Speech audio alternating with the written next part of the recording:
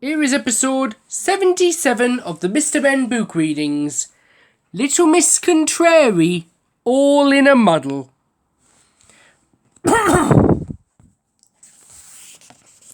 Now, Little Miss Contrary lives in a place called Muddle Land. In Muddle Land, hens live in cow barns, which works, see? And cows live in chicken coops, which doesn't work.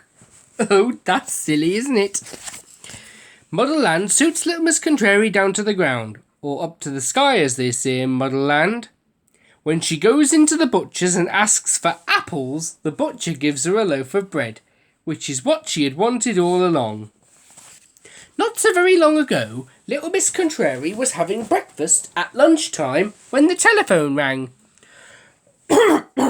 Little Miss Contrary went to the front door, but of course there was no one there. The phone rang again, and she picked it up the wrong way round. "Goodbye!" she shouted. Everyone in Muddle Land has to shout when they use the phone. It was Mr. Muddle. Now you would think Mr. Muddle also lived in Muddle Land, wouldn't you?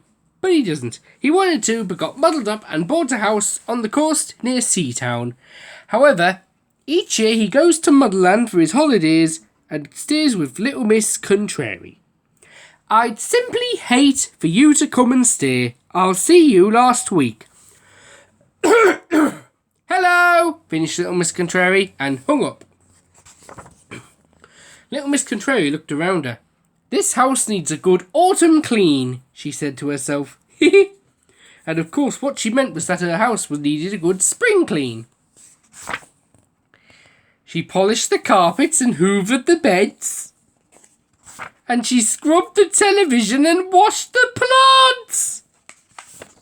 In the middle of all this scrubbing and polishing and washing, Little Miss Contrary saw a cat. Little Miss Contrary is terrified of cats. Well, she isn't called Little Miss Contrary for nothing, isn't she? With an eek, she leapt onto a stool. Poor Little Miss Contrary. She was too frightened to get down off the stool, and there she stayed all night long. The next morning, there was a knock at the door.